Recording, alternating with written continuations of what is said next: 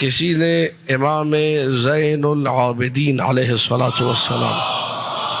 اللہم صلی علی محمد و آل محمد، کسی نے مولا سے آ کر کہا یا ابن رسول اللہ، فرزند رسول، لو آمن رجل باللہ، یہ حدیث آج ہی صبح مطالعہ کر رہا تھا، زندگی میں پہلی مرتبہ اس منبر سے پڑھ رہا ہوں، آج ہی حدیث پڑھی، حدیث تفسیر المنسوب الى امام الحسن العسکری سلام اللہ علیہ، اللہم صلی علی محمد و آل محمد، اس کی نسبت ہے 11ویں مولا کی طرف، ثابت نہیں ہے کہ 11ویں مولا کی ہے، یعنی بہرحال حدیث ہمارے مذہب کے اصولوں کے عین مطابق ہے۔ آیا فرزند رسول یہ بتائیے،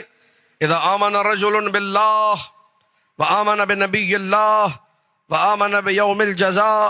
وعمل الصالحات وصلى وزكى ووصل الارحام الى آخرہ، فرزند رسول اگر کوئی اللہ پر ایمان لے آئے، اگر کوئی نبی پر ایمان لے آئے، اگر کوئی آخرت پہ ایمان لے آئے، اگر کوئی نمازیں پڑھنے لگے، اگر کوئی روزے رکھنے لگے، اگر کوئی سارے نیک کام کرے، اگر کوئی حج کرے، زکوٰۃ کرے، عمرہ کرے، جہاد کرے، سارے کام کرے، ولیکن یشک فی ان علی محق ام فلان، لیکن شک میں ہے کہ علی حق پر ہے کہ فلاں، اور توجہ چاہ رہا ہوں، فرزند رسول دیکھیے سب گنوا دیا،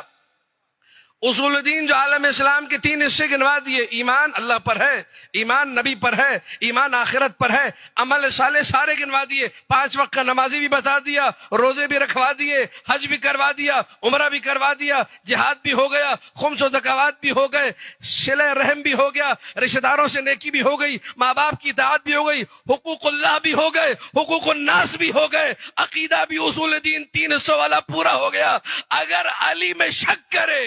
کہ علی حق پر ہے کہ کوئی اور، تو اس کا کیا ہوگا؟ فوراً میرے چوتھے مولا نے کہا مجھے اتنا بتا، میں تجھ سے پوچھتا ہوں، اگر کوئی اللہ پر ایمان لے آئے، آخرت پر ایمان لے آئے، سارے نیک کام کرے، ساری نمازیں پڑھے، سارے روزے رکھے، حج بھی کرے، عمرہ بھی کرے، زکوٰۃ بھی دے، رشتہ داروں سے نیکی بھی کرے، لیکن اسے یہ نہ پتا ہو کہ محمد سچا رسول ہے کہ مسیلمہ کذاب، بہت توجہ چاہ رہا ہوں، بڑی توجہ،